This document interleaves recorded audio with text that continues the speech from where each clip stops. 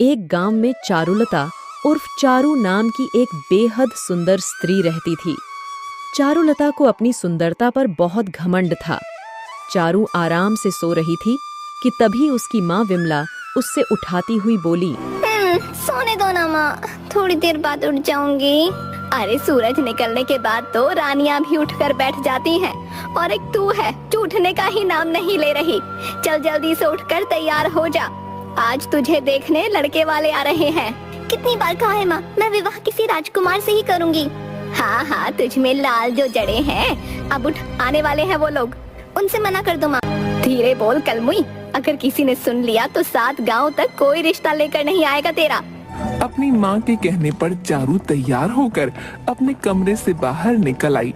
उसने देखा एक बूढ़ी काली सी दिखने वाली औरत और एक बेहद गंदा दिखने वाला व्यक्ति बैठा हुआ था। चारू अपनी माँ से बोली, ये कौन है? ये मोहनलाल है और ये इनकी पत्नी आशा है। इन्होंने तुझे अपने बेटे के लिए पसंद कर लिया है। पसंद करने से पहले मुझसे एक बार तो पूछ लेते, इनकी शक्लें तो काली हैं। जब माता पिता इतने काले हैं तो इनका बेटा तो फटे हुए आलू की तरह दिखता होगा। अरे धीरे बोल कलमुई, दामाद जी के पास पूरे 2 बीघा जमीन है, तेरी सारी जिंदगी आराम से कटेगी। बाहर में गए ऐसा आराम मुझे नहीं चाहिए आराम। अरे मैंने इतनी बदतमीज लड़की नहीं देखी। हमें यहाँ पर क्या बेइज्जत करने के लिए बुलाया है समधन जी? अरे काहे की समधन जी, ऐसे कैसे बन गई समधन जी तुम्हारी? अरे कैसे मिर्च निकल रही है इस लड़की की जीभ से, मेरे लड़के को फटा हुआ आलू बोल रही है ये। हमें यहाँ बेइज्जती करने के लिए बुलाया था क्या? चलिए यहाँ से। इतना कहकर मोहनलाल और आशा वहाँ से चले गए और विमला सर पकड़कर बैठ गई। तभी वहाँ पर चारू की दोस्त मोहिनी मटकी लेकर आ गई। चारू मोहिनी के साथ पानी भरने जंगल चली गई। मोहिनी जंगल में एक कुएं से पानी भरने लगी। तभी उन दोनों के कानों में किसी बुजुर्ग के कराहने की कोई बुजुर्ग बेचारा जमीन पर गिर गया है। अरे तो गिरने दे मुझे क्या, अब क्या ये राजकुमारी गिरे हुए बुड्ढों को उठाने की काम करेगी? हाँ? ऐसे नहीं बोलते चारू, हो सकता है कोई बुजुर्ग गीली जमीन पर गिर गया हो। मेरे हाथ में रस्सी है, नहीं तो मैं खुद जाकर देख लेती। ठीक है, अगर तुम कहती हो तो देखना ही पड़ेगा। ये क्या बाबा, मुझे तो लगा था आप गिर गए होंगे, लेकिन आप तो पेड़ के नीचे आराम से बैठे हुए हैं। जुबान मत चला लड़की, मुझे हाथ पकड़ कर उठा। ना बाबा ना, आपके हाथ पकड़ने से तो मेरे हाथ गंदे हो जाएंगे, और राजकुमारी अपना हाथ ऐसे वैसे को नहीं देती। राजकुमारी? अरे नादान लड़की, मेरी कमर में मोच आ गई है। अगर तू मुझे उठाने में मदद करेगी तो तू वाकई राजकुमारी बन जाएगी। चारू ने साधु को पकड़कर उठा लिया। ये लो बाबा, मैंने तुम्हें पकड़कर उठा दिया, लेकिन मुझे तो अपने अंदर कोई भी परिवर्तन महसूस नहीं हुआ। लगता है तेरी इच्छा किसी राजा से शादी करने की है। आपको कैसे पता? तेरी बातें सुनकर। तेरी जीभ तो कैंची की तरह कतर कतर चलती है, लेकिन है तू सुंदर। मांग, क्या मांगती है? साधु की बात सुनकर चारू मजाक उड़ाने वाले अंदाज में साधु की ओर देखने लगी। मेरी तरफ ऐसे मत देख कन्या, मैं कोई मामूली साधु नहीं हूँ। वही तो मैं देख रही हूँ बाबा, बोल तो ऐसे रही हो जैसे मैं जो भी मांगूंगी आप फट से मेरी मांग को पूरा कर दोगी। लेकिन मत भूलो, कुछ देर पहले मैंने आपको हाथ पकड़कर आपकी उठने में मदद की थी। अगर आप इतने ही पहुँचे हुए साधु हो तो अपनी कमर खुद क्यों नहीं ठीक कर लेते? बोलकर चारुलता जोर जोर से हंसने लगी। चारुलता को हंसता देखकर साधु के चेहरे पर क्रोध झलकने लगा। कुछ बातें साधारण मानव के समझ से परे होती हैं। बेवकूफ कन्या, तेरी हंसी ने मुझे क्रोध दिला दिया है। बोल, क्या चाहती मैं अपना जीवन एक रानी की तरह बिताना चाहती हूँ। बोलो, क्या तुम मुझे ऐसा वरदान दे सकते हो? और क्या तुम्हारा वरदान काम करेगा, या तुम्हारे दिए हुए वरदान का हाल भी तुम्हारी कमर की मोच की तरह होगा? कुछ समय बाद इस राज्य के राजमहल में एक बहुत बड़ा स्वयंवर होने जा रहा है। बहुत से देशों के राजा उस स्वयंवर में हिस्सा लेने के लिए आएंगे, और वहाँ पर बहुत ही सुंदर राजकुमारी अभी अपने वर तलाशने राजमहल में आएंगी। तू उस स्वयंवर में चली जाना। तुझे देखकर कोई भी उन दूसरी राजकुमारियों को पसंद नहीं करेगा। सबकी नजर तुझ पर ही जाएगी। लेकिन जाने से पहले एक बार फिर से अपने फैसले पर विचार कर लेना। क्या तू वाकई ऐसा चाहती है? कितनी बार बताऊं? हाँ, मैं वाकई राजा से विवाह करना चाहती हूँ और राजकुमारी बनकर अपने जीवन को व्यतीत करना चाहती हूँ। राजकुमारियों का जीवन देखने में बड़ा ही सुंदर लगता है बेवकूफ कन्या, लेकिन उनके जीवन में कितनी कठिनाइयाँ होती हैं शायद तुझे इसका अंदाजा नहीं है। जा, मैंने तुझे वरदान दिया, जैसे ही तू स्वयंवर में जाएगी हर कोई राजा तुझसे ही विवाह करना चाहेगा। इतना कहकर साधु क्रोधित होकर वहाँ से चला गया। चारू हंसती हुई मोहिनी के पास आ गई। क्या हुआ चारू, तू हंस क्यों रही है? चारू ने मोहिनी को हंसते हुए सारी घटना मजाक बता का दी। विषय नहीं है चारू, हो सकता है कि वो वाकई कोई बहुत पहुंचा हुआ साधु हो। उसने तुझे वरदान दिया है। पागल हो गई है क्या? उस साधु की कमर में मोच थी, वो उठकर खड़ा तक नहीं हो पा रहा था। भला जो अपनी कमर की मोच का दर्द ठीक नहीं कर सकता, उसके दिए हुए वरदान का क्या भरोसा? जरूर वो कोई पाखंडी साधु था, बेवकूफ कहीं का। एक बार कोशिश करने में क्या हर्ज है? हो सकता है वो साधु सही बोल रहा हो और तू जो सपना देखती है, क्या पता तेरा सपना सच हो जाए। मोहिनी, अभी तो तभी पता लगेगा ना जब वाकई इस राज्य में स्वयंवर मनाया जाएगा। फिलहाल तो अभी दूर दूर तक कोई सूचना नहीं है कि अपने राज्य में ऐसा कुछ हो रहा है।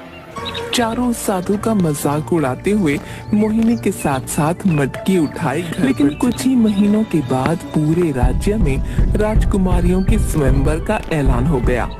स्वयंवर के बारे में सुनकर मोहिनी खुश होती हुई चारुलता के अरे पास चारू, आकर तूने कुछ सुना? अपने राज्य में एक बहुत बड़ा स्वयंवर होने वाला है। अलग अलग देशों के 4 राजा उस स्वयंवर में भाग लेंगे और अलग अलग देशों की बहुत सी राजकुमारी भी उस स्वयंवर में हिस्सा लेंगी। जिस राजकुमारी को जो राजा चुनेगा वो उस राजा की पत्नी बन जाएगी। इसका मतलब वो साधु सही बोल रहा था। मैं भी बहुत देर से इसी बात के बारे में सोच रही हूँ, लेकिन मेरी समझ में नहीं आता कि क्या हमें राजमहल में घुसने की इजाजत मिलेगी। अरे कोशिश करने में क्या जाता है, चल वो आज का ही दिन है। कुछ ही वक्त के बाद वो स्वयंवर शुरू होने वाला है। कहीं ऐसा ना हो कि वक्त निकल जाने के बाद तेरे पास पछताने के अलावा कोई वो रास्ता नहीं। राजमहल के गेट पर जा पहुंची कि तभी सैनिक ने उनको रोककर कहा, तुम अंदर नहीं जा सकती, यहाँ आम नागरिकों का जाना मना है। इतना कहकर जैसे ही उस सैनिक की निगाह चारू पर पड़ी, पता नहीं उसे क्या हुआ। अरे तुम तो वाकई बहुत सुंदर स्त्री हो। लगता है तुम कहीं की राजकुमारी हो जो भेष बदल कर राज्य घूमने के लिए निकली है। जाओ अंदर जाओ, इससे पहले कि तुम पर किसी की नजर पड़ जाए। और ये तुम्हारे साथ कौन है? उस सैनिक की बात पर चारू मुस्कुराती हुई बोली, ये मेरी दासी है मोहिनी, ये हमेशा मेरे साथ ही रहती है। अब जल्दी से मेरा रास्ता छोड़ो, मुझे अंदर जाने दो। सैनिक ने तुरंत उसे अंदर जाने की इजाजत दी। मोहिनी को चारू की ये बात बिल्कुल भी पसंद नहीं आई। मोहिनी आहिस्ता से बोली, ये क्या चारू, तेरे तो अचानक तेवर ही बदल गए। उस सैनिक ने गलती से तुझे राजकुमारी क्या समझ लिया? तूने तो मुझे अपनी दासी बना दिया। अरे छोड़ ना, क्या फर्क पड़ता है, चल चल अंदर चल। अंदर एक बहुत बड़ा स्वयंवर चल रहा था। उस स्वयंवर में राजा वीर सिंह, रतन सिंह, धीर सिंह और विजेंद्र सिंह सिंहासन पर बैठे हुए। तभी वहाँ चारू और मोहिनी आ गईं। जैसे ही उन चारों राजाओं की नजर चारू पर पड़ी, वो चारों के चारों राजा चारू के रूप को देखकर मंत्रमुग्ध हो गए। मुझे मेरी राजकुमारी मिल गई। ऐ सुंदरी, कौन हो तुम? क्या नाम है तुम्हारा? मेरा नाम चारुलता है। खैर तुम कोई भी हो, मुझे उससे कोई फर्क नहीं पड़ता। तभी वहाँ पर बैठा हुआ दूसरा राजा रतन सिंह बोला, अपनी बात वापस ले लो वीर सिंह। मैं इस लड़की से विवाह करूंगा। मुझे इस लड़की की सुंदरता ने दीवाना बना दिया है। बेवकूफ राजाओं, तुम्हारे सामने इतनी रानियां बैठी हुई हैं, फिर भी तुम्हें ये आम सी लड़की मिली। मैं हमेशा से ही आम लड़की से विवाह करना चाहता था। इससे मैं शादी करूंगा। अपने फैसलों पर तुम एक बार गौर कर लो। इस लड़की से सिर्फ मैं ही शादी करूंगा। राजमहल में हाहाकार मच गया। चारों राजा एक दूसरे को मारने को उतारू हो गए। राजमहल के राजगुरु ये सब माजरा बहुत देर से देख रहे थे। वो क्रोधित होकर उन राजाओं बंद से करो बोले, अपनी बकवास बेवकूफ राजाओं। ऐसे तो तुम चारों अपनी जान ले लोगे। मेरे पास एक उपाय है। कौन सा उपाय? तुम चारों का विवाह इस लड़की से करा दिया जाए। ये कैसी बातें कर रहे हैं आप? भला हम चारों राजाओं की एक पत्नी कैसे हो सकती है? असंभव। हो सकती है, क्यों नहीं हो सकती? लड़ने से बेहतर है कि तुम चारों इस लड़की से विवाह कर लो। अगर हम चारों इससे विवाह कर लेंगे तो फिर तो मुश्किल हो जाएगी। हम चारों अलग अलग राज्य के हैं। ये रहेगी किसके साथ? इसे हर राजा के साथ ही एक महीने रहना होगा। फैसला हो चुका। राजगुरु की ये बात चारों राजाओं को पसंद आ गई, मगर ये देखकर चारू के होश उड़ गए। उसने मोहिनी की ओर अरे देखकर मैं तो कहा, सिर्फ एक राजा की रानी बनना चाहती थी मोहिनी, लेकिन मुझे 4 राजाओं से विवाह करना पड़ेगा। मेरी तो हालत खराब हो जाएगी। तुझे बड़ा शौक था ना रानी बनने का। लगता है उस साधु ने तुझे जरूरत से ज्यादा वरदान दे दिया। चारू, तू एक राजा की पत्नी नहीं बल्कि 4 राजाओं की पत्नी बनेगी।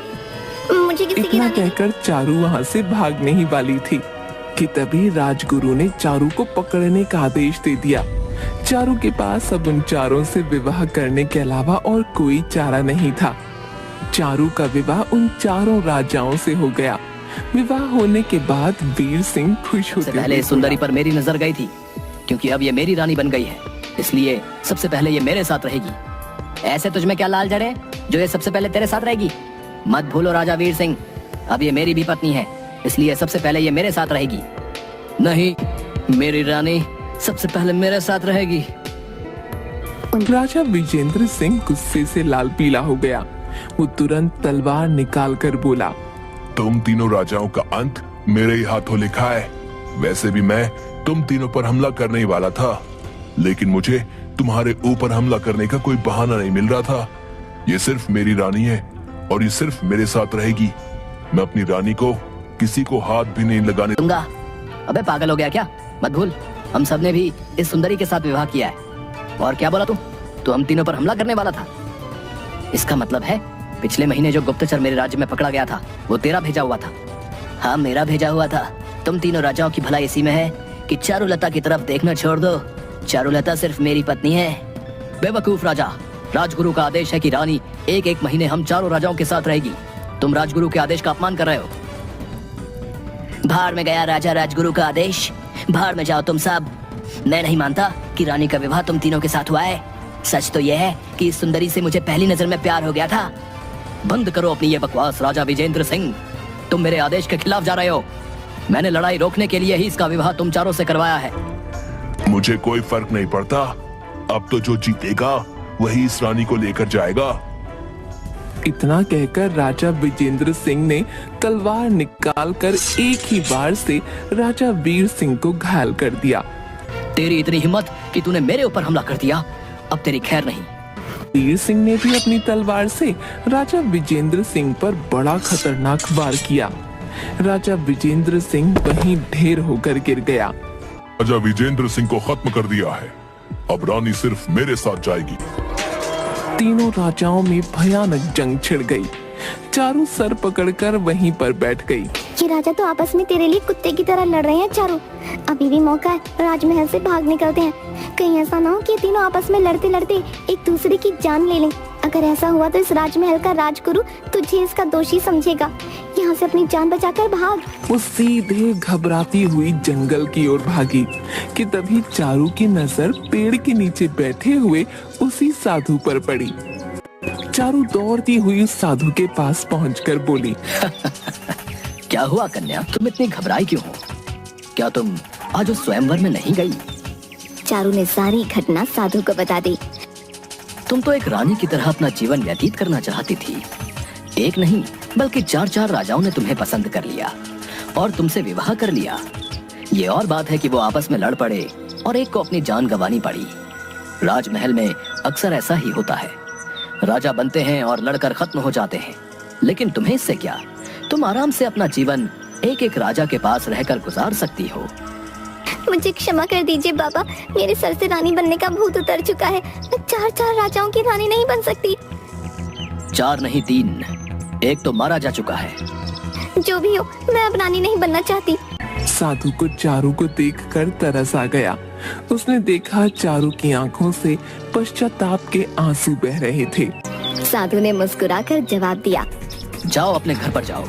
उस राजमहल में कौन सी सुंदर कन्या आई थी, ये हमेशा एक रहस्य ही रहेगा। राजमहल के लोग कभी नहीं जान पाएंगे।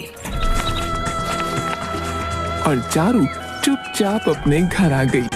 उस दिन के बाद से चारू के दिल से रानी बनने का भूत उतर गया था।